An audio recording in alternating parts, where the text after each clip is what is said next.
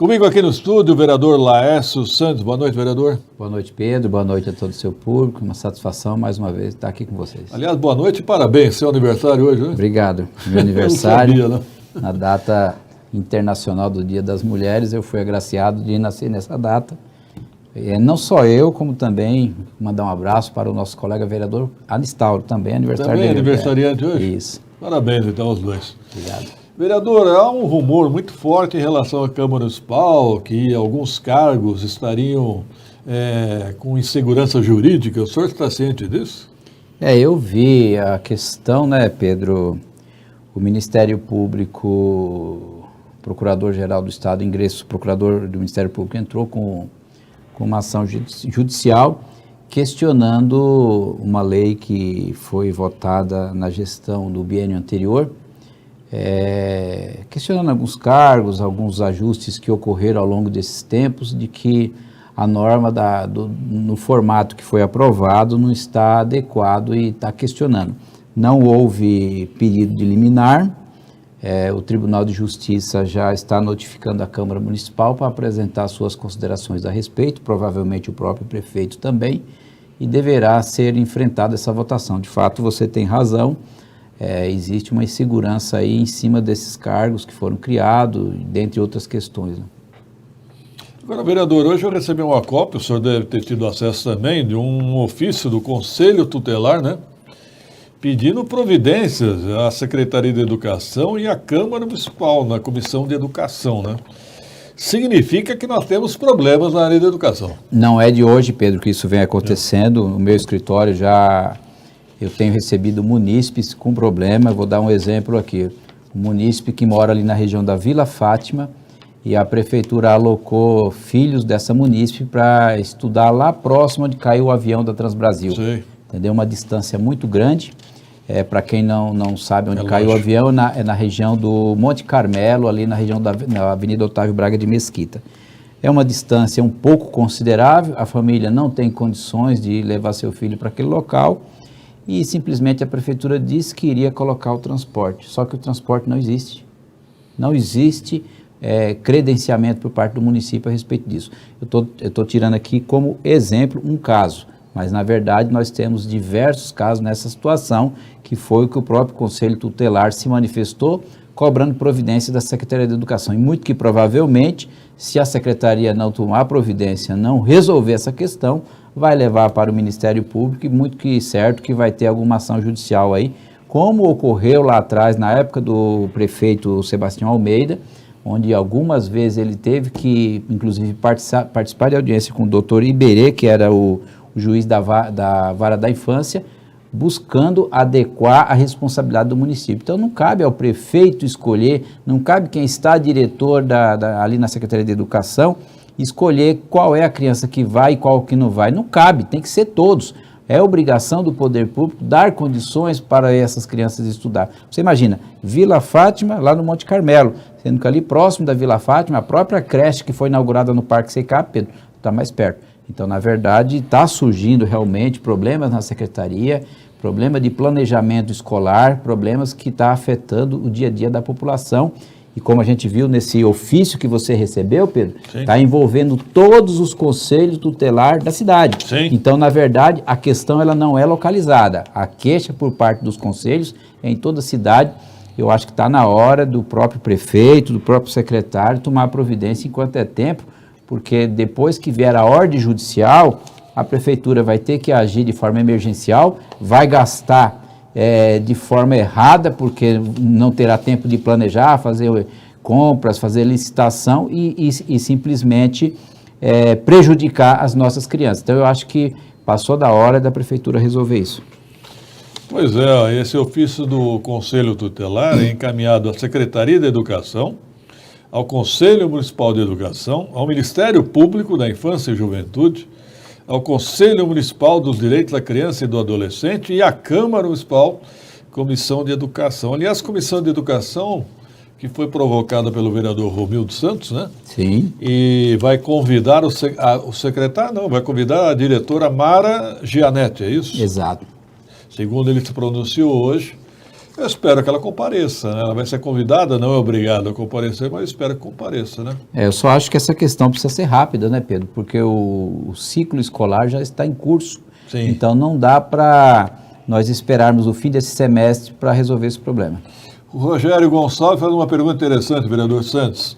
Hoje foi votada a prorrogação da licença-prêmio dos servidores? Não, esse projeto ele está no item 2 da pauta.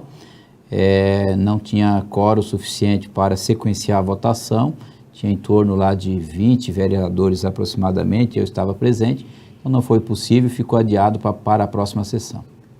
Esse projeto visa estender por mais 2 anos o prazo para requerer licença-prêmio, é isso? Exatamente, visa prorrogar o prazo, visa franquear aos trabalhadores que vão ou estão requerendo sua aposentadoria, que primeiro terão que zerar as licenças para depois usufruir da aposentadoria. Então procura adequar uma situação até para permitir que muitos desses servidores, quando houve a mudança do regime seletista para o regime estatutário, muitos desses trabalhadores acumularam licenças que eles tinham um prazo de 5 anos para usufruir. Esse prazo vai vencer dentro de em breve, então a proposta encaminhada pela prefeitura, pelo prefeito, inclusive para elastecer esse prazo de 2 anos e também esses que estão em vias de aposentar que venham usufruir primeiro desse benefício para depois ir para a inatividade, vamos assim dizer. Pergunta ao doutor Sandes sobre o ressarcimento da taxa de lixo que ainda ninguém conseguiu receber. Ninguém não digo, mas é difícil. A Vanessa Lacerda pergunta. Esse formato que o prefeito adotou, primeiro que a taxa de lixo, né, Pedro, ela só tem direito à devolução aqueles que anteciparam. Como eu. Aqueles que anteciparam. Tem uma exceção também que foi colocado no decreto do prefeito, aqueles que são beneficiários dos benefícios federais, no CRAS. Então, se a pessoa pagou e preenche aquelas condições, ele também vai poder solicitar o ressarcimento. Os demais casos só terão direito quem de fato antecipou as parcelas de setembro, outubro, novembro e dezembro.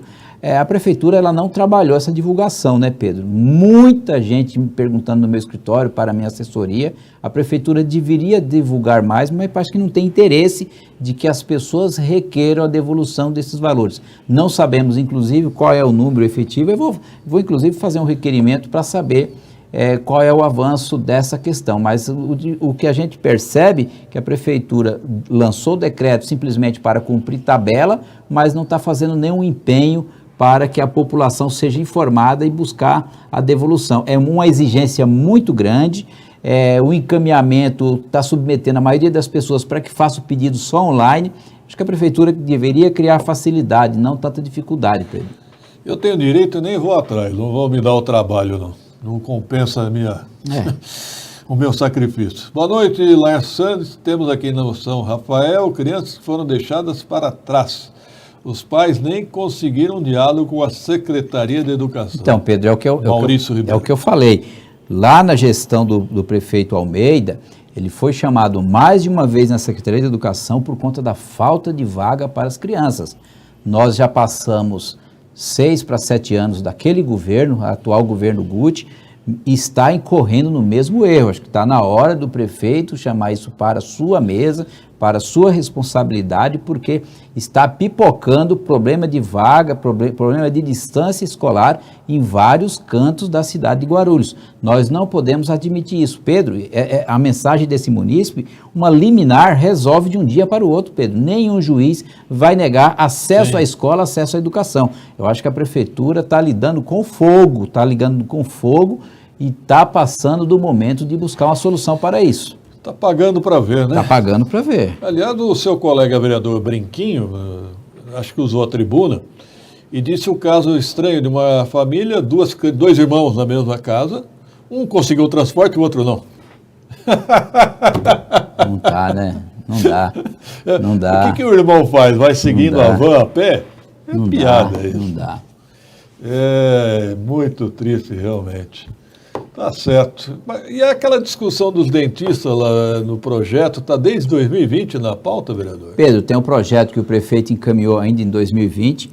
O prefeito Guti, ele tem esse hábito de encaminhar projetos que envolvem questão de servidores. Eu tenho observado isso ao longo desta legislatura e da legislatura anterior, eles, para fazer um agrado, entre aspas, para a categoria... Para fazer média. Para fazer média, ele encaminha o projeto para a Câmara e, de certa forma, de forma indireta, ele não se posiciona perante os vereadores da base pelo interesse da votação daquele projeto. Então, ele deixa o projeto lá na Câmara, como a gente costuma dizer, o projeto está dormindo, ele está lá parado. E aí dá a leve impressão de que os vereadores que não estão querendo votar. Que a culpa não é minha, eu fiz a minha parte. Se a Câmara não vota, o problema não é meu.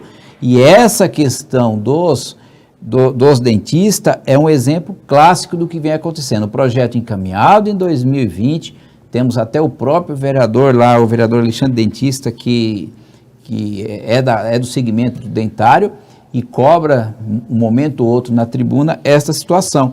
E a gente vê que a prefeitura faz cara de paisagem, não se preocupa com esse tema, já era para ter resolvido, na pior das hipóteses, Pedro, deveria ter votado isso até dezembro passado. Que o prefeito vai mandar um substitutivo, que errou nos valores, que vai fazer isso, fazer aquilo.